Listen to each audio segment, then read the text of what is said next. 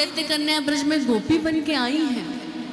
इतना ही नहीं, समुद्र मंथन के समय जब मंदराचल पर्वत नीचे की ओर धंसने लगा तो भगवान नारायण आज कछुए का रूप लेकर गए महाराज। और जब हमारे कच्छप भगवान को जल में रहने वाली मत्स्य कन्याओं ने देखा था तो सौंदर्य पर मोहित हो गई। और यही भाव मन में आ रहा है कि प्रभु हम भी कभी ब्रज में गोपी बन के आए और आपके चरणों की सेवा करें। आज वही सब मत्स्य कन्याएं ब्रज में गोपी बन के आई हैं। हमारे यहाँ कितने वेद हैं? 4, ऋग्वेद, यजुर्वेद, सामवेद और अथर्ववेद। इन चारों वेदों के मंत्र, इन चारों वेदों की ऋचाएं ब्रज में गोपी बन के पधारी हैं। इन गोपियों के अलग अलग विभाग हैं। श्रुत रूपा, मुनि रूपा, स्वयं सिद्धा, साधन सिद्धा, दैत्य कन्याएं, मत्स्य कन्याएं, ये सब इन गोपियों के अलग अलग विभाग हैं। कोई गोपी किसी की बहन बनी है तो कोई गोपी किसी की माँ बनी है तो कोई गोपी किसी की पत्नी बनी है। लेकिन ब्रज में आने का केवल एक ही उद्देश्य है महाराज कि येन केन प्रकारेण श्री कृष्ण की प्राप्ति हो जाए, और कोई उद्देश्य नहीं है और कोई हेतु नहीं है। आचार्य सुखदेव कहते, राजन शरद पूर्णिमा की रात्रि थी और मेरे प्रभु यमुना किनारे चले गए। और यमुना किनारे जाकर भगवान श्री कृष्ण बहुत सुंदर मुरली का निनाद कर रहे हैं। भगवान बहुत सुंदर वेणु बजा रहे हैं। इतना सुंदर निनाद महाराज भगवान ने वेणु का किया कि आज 84 कोस के ब्रजमंडल में रहने वाली जितनी भी गोपिकाएं हैं, आज उन गोपिकाओं ने जब भगवान की मुरली को सुना है तो आज ऐसा आभास हो रहा है कि श्री कृष्ण मुरली में मेरा नाम पुकार रहे हैं, श्री कृष्ण मुरली में मुझे बुला रहे हैं। अब देखिए, एक विचित्र बात है कि कृष्ण एक है और मुरली भी एक है और बजाने वाला भी एक है, लेकिन आज सुनने वाले अनेक हैं। आज जैसे ही गोपियों ने भगवान की मुरली को सुना है, आचार्य सुखदेव कहते हैं, राजा परीक्षित, इन गोपियों को कोई सुध बुध नहीं रही। आज सुखदेव जी इन गोपियों की स्थिति का वर्णन कर रहे हैं कि जब इन गोपिकाओं ने भगवान की मुरली को सुना तो क्या हुआ। एक गोपी गाय दुह रही थी और गाय दुहते समय उसने भगवान की मुरली को सुन लिया, दूध का बर्तन वही पटक दिया महाराज और दौड़ पड़ी है आज कृष्ण से मिलने के लिए। एक गोपी अपने बच्चे को दूध पिला रही थी और दूध पिलाते पिलाते उसने भगवान की मुरली को सुन लिया, बच्चे को पालने में पटक कर दौड़ पड़ी कृष्ण से मिलने के लिए। एक गोपी श्रृंगार कर रही थी, एक आंख में काजल लगाया, जैसे ही दूसरी आंख में लगाती इतनी देर में उसने भगवान की मुरली को सुन लिया। एक आंख में काजल लगाया, दूसरी में लगाया ही नहीं और दौड़ पड़ी है आज कृष्ण से मिलने के लिए। एक गोपी वस्त्र पहन रही थी, लहंगा साड़ी तो पहन लिया, फरिया ओढ़ने वाली थी, इतनी देर में उसने भगवान की मुरली को सुन लिया, फरिया ओढ़ना भूल गई और दौड़ पड़ी है आज कृष्ण से मिलने के लिए। एक गोपी के पति भोजन कर रहे थे तो पति देव ने कहा, देवी दाल में थोड़ा नमक कम है, नमक ला दो। तो जैसे नमक लेने के लिए रसोई घर में गई है, इतनी देर में उसने भगवान की मुरली को सुन लिया। ओहो, शक्कर का डिब्बा पकड़ा कर दौड़ पड़ी है आज कृष्ण से मिलने के लिए। आज महाराज अस्त व्यस्त इन गोपियों के वस्त्र हो गए, कोई होश नहीं है, कोई सुध-बुध नहीं है। आज हजारों इधर से आ रही है तो हजारों इधर से आ रही है। आज भगवान श्री कृष्ण जिधर नजर डाल रहे हैं, आज कोई इधर से आ रहा है, कोई इधर से आ रहा है। आज भगवान ने जैसे गोपियों को आते हुए देखा, भगवान मुस्कुराए और बड़े प्रेम से स्वागत करने लगे। स्वागतम वो महाभागा प्रियम किम करवाणि ब्रजस्या नाम मयम कश्चित ब्रूता गमन कारणम।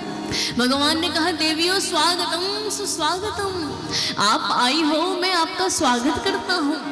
अब तो गोपियों के मन में बड़ा आनंद हो रहा है कि भगवान श्री कृष्ण ने मुरली में हमारा नाम बुलाया और हम बुलाने पे चली आई और आने पर गोविंद हमारा स्वागत भी कर रहे हैं। तो गोपियों के मन में बड़ा आनंद हो रहा है। लेकिन भगवान ने स्वागत करते करते पूछा, देवियों आप आई हो, मैं आपका स्वागत करता हूँ, लेकिन भूता गमन कारणम, आप क्यों आई हो ये आपको बताना पड़ेगा। गोपियां बोली, हे प्रभु, हम सर्वस्व छोड़कर चली आई और आप हमसे पूछ रहे हो कि हम क्यों आई। आज गोपियां एकदम शांत खड़ी है। भगवान ने कहा, देवियों आपने बताया नहीं आप क्यों आई। देवियों, ये रात्रि बड़ी घोर रूपा है और इस घोर रूपा रात्रि में आप अपने पतियों को छोड़कर इस निर्जन प्रदेश में चली आई, ये कोई अच्छी बात नहीं है। इस समय तो आपको आपके पति की सेवा में होना चाहिए और आप जंगल में क्या कर रही हैं। आज महाराज गोपियां एकदम शांत खड़ी है। भगवान ने कहा, देवी आप कुछ बोल क्यों नहीं रही। तो भगवान ने कहा, अच्छा अब समझ आया, दृष्टम वनम कुसुमितम राकेश करवंजितम। अच्छा अब समझ आया कि आपने जंगल नहीं देखा था कभी, तो तुम जंगल देखने के लिए आई हो। अब देवी देख लिया ना तुमने जंगल। देखो बड़ा सुंदर यमुना का किनारा है, सुंदर चंद्रमा प्रमुदित हो रहा है, लेकिन देवियों इस जंगल में बड़े बड़े हिंसक जीव जंतु रहते हैं। यह स्थान तुम्हारे लिए सुरक्षित नहीं है। जाओ घर लौट जाओ और अपने पतियों की सेवा करो। आज भगवान बार बार इन गोपियों से घर लौटने के लिए कह रहे हैं। इसका कारण क्या है। आचार्य शुकदेव कहते हैं, राजा परीक्षित, पहले तो परमात्मा जीव को अपने पास बुलाता है और जब जीव परमात्मा के पास जाता है ना, तो प्रभु फिर ठोक पीट कर परीक्षा लेते हैं। प्रभु परीक्षा लेते हैं कि कहीं कच्चा है कि पक्का, कहीं संसार की वासनाओं को लेकर मेरे पास तो नहीं आया। अगर संसार की वासनाओं को लेकर मेरे पास आया है तो इसका आना व्यर्थ है। आज भगवान इन गोपिकाओं की परीक्षा ले रहे हैं और बार बार कह रहे हैं कि देवी घर लौट जाओ, अपने पतियों की सेवा करो। एक नारी के लिए अपने पति की सेवा करना ही परम धर्म है। आज मेरे प्रभु इन गोपिकाओं को पतिव्रता धर्म का पाठ पढ़ा रहे हैं महाराज। भगवान कह रहे, देवी एक पतिव्रता नारी थी, आंगन में बैठे बैठे चावल बीन रही थी। तभी पति उसके बाहर से आए, चावल का थाल किनारे रख दिया और खड़े होकर अपने पति का स्वागत करने लगे। अब दोनों पति पत्नी बैठे आपस में बातचीत करने लगे। अब बात करते करते उस स्त्री के पति को नींद आ गई, तो वो अपनी पत्नी की गोद में सिर रखकर सो गया। अब उस स्त्री का एक 15 महीने का बालक है जो अग्नि कुंड के चारों ओर घुटमुन घुटमुन खेल रहा है। उस स्त्री ने सोचा, मेरा छोटा सा बालक है, ये क्या समझे अग्नि क्या होती है, कहीं ये अग्नि कुंड में गिर ना जाए। ऐसा वो स्त्री मन में विचार कर ही रही थी कि उसका बालक अग्नि कुंड में झांकने लगा और अग्नि कुंड में पलट गया। उस स्त्री ने अपने दोनों नेत्रों को बंद कर लिया और मन में सोचा, भले मेरा बालक जलकर राख हो जाए, लेकिन मैं मेरे पतिव्रता धर्म को नष्ट नहीं करूंगी। क्यों? क्योंकि मेरे पति अभी अभी आकर सोए हैं। जब 1.5 घंटे बाद उस स्त्री के पति की नींद खुली, वो स्त्री दौड़ी दौड़ी अग्नि कुंड के पास गई, तो उस स्त्री ने देखा कि महाराज उसका बालक तो अग्नि कुंड में अग्नि के साथ किलोल कर रहा है, अग्नि के साथ खेल रहा है। अग्नि ने सोचा, ये पतिव्रता नारी है और इसके अंदर इतनी शक्ति है कि ये मुझ अग्नि को जलाकर भी भस्म कर सकती है। इसलिए आज अग्नि उस बालक के लिए चंद्रमा के समान शीतल हो गई। देवियों, ये ताकत होती है पतिव्रता नारी की। और आप मेरी मुरली सुनकर इस निर्जन प्रदेश में चली आई अपने पतियों को छोड़कर, ये अच्छी बात नहीं है। आज महाराज जैसे ही भगवान ने ये बात कही, गोपियां एकदम गंभीर हो गई। गोपियों ने मन में कहा, प्रभु कभी कभी आप बड़ी कठिन परीक्षा लेते हो। हम सर्वस्व छोड़कर चली आई और आप हमसे आज वापस जाने के लिए कह रहे हो। आज गोपियां बड़ी गंभीर खड़ी है। एक गोपी बोली, प्रभु जो कथा आपने हमें सुनाई है ना, ऐसी 2-4 कथा हम भी जानती हैं। भगवान ने कहा, जानती हो तो सुनाओ। तो आज गोपियां भगवान को कथा के माध्यम से प्रति उत्तर कर रही है। बड़ा सुंदर गोपियां आज ठाकुर जी से कह रही है कि प्रभु सुनो, एक पतिव्रता नारी थी, अपने पति से बड़ा प्रेम करती थी, निलाती दुलाती खिलाती पिलाती, 2400 घंटे अर्चना करती, वंदना करती, 2400 घंटे अपने पति की पूजा करती। एक बार की बात है कि उस स्त्री के पति ने कहा, देवी हमें धनोपार्जन के लिए विदेश जाना पड़ेगा। वो स्त्री चरणों में गिर गई, बोली, महाराज मैं तो आपके बिना नहीं रह सकती, मैं कैसे रहूंगी। तो उस स्त्री के पति ने कहा, देवी आप परेशान मत होइए, मैं आपको अपनी एक मिट्टी की मूर्त बना कर देता हूँ। आप इस मिट्टी की मूर्त को मुझे समझकर ही पूजा अर्चन करना और मैं कुछ समय बाद लौटकर आ जाऊंगा। ऐसा कहकर उसके पति चले गए। अब उस स्त्री ने अपने पति के जाते ही अपने प्रधान द्वार को बंद कर लिया और उस मिट्टी की मूर्त को एक अलमारी में रख दिया। अब तो 24 घंटे उस मिट्टी के पति की पूजा करती है, उसको नहलाती है, धुलाती है, खिलाती है, पिलाती है, अर्चना करती है, वंदना करती है, अभिषेक करती है। 24 घंटे महाराज उस मिट्टी के पति की सेवा करती है।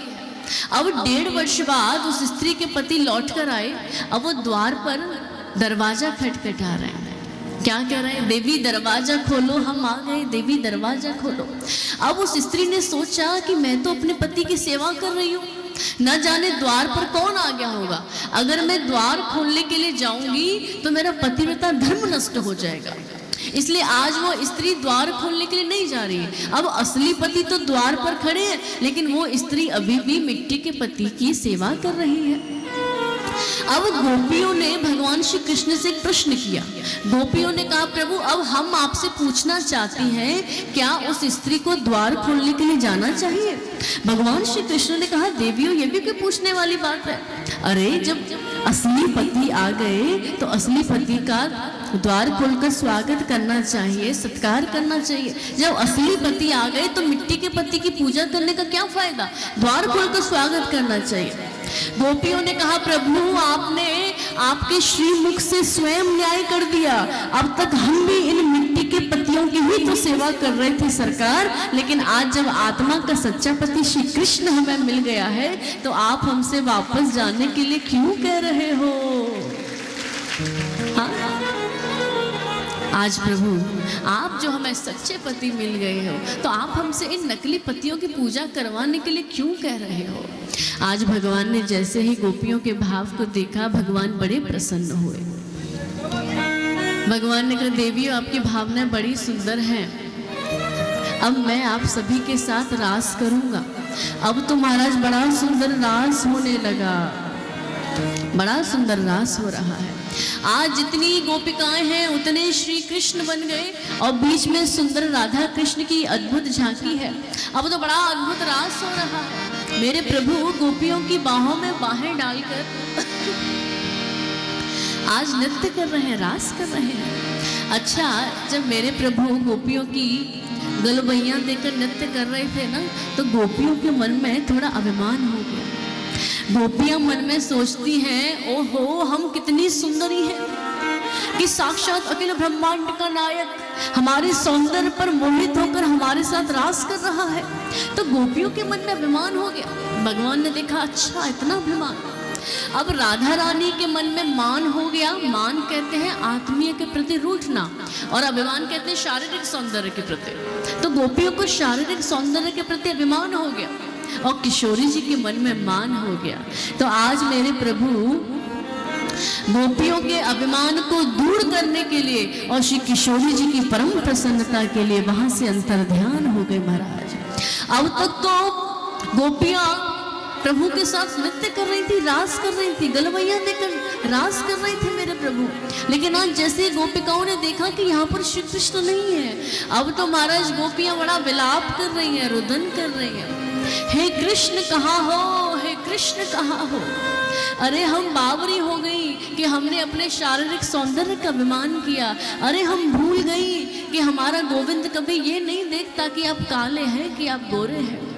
प्रभु कभी ये नहीं देखते कि आप निर्धन हैं या आप धनवान हैं। प्रभु तो हमेशा ये देखते हैं कि आपका मन कैसा है। आज गोपियां बड़ा विलाप कर रही है महाराज।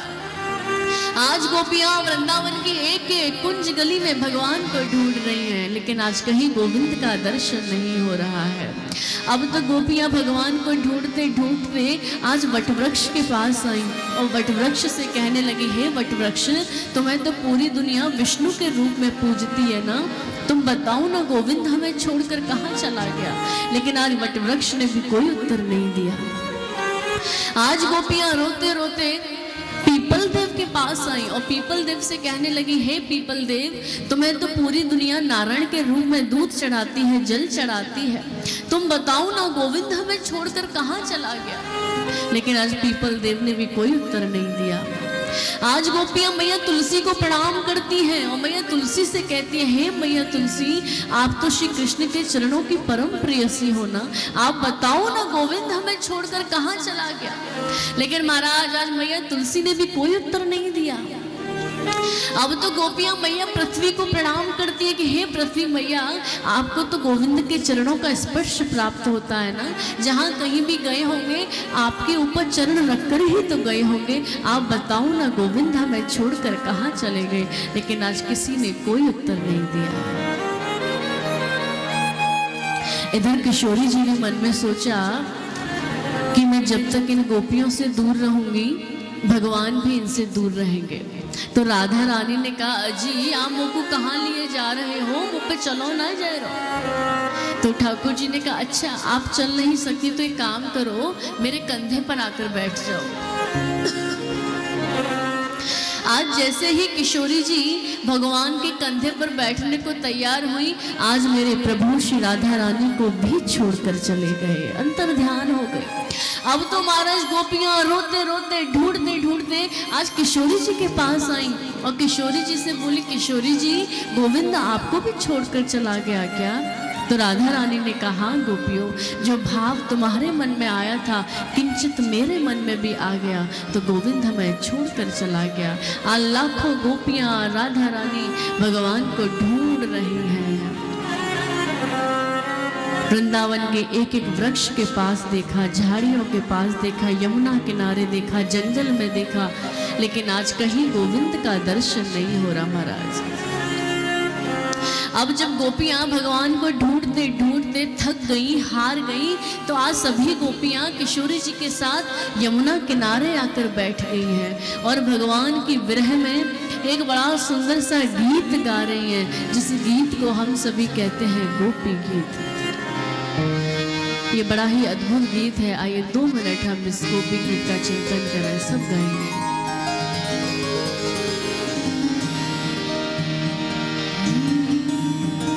जयति तेधिकं जन्मना गजा शयति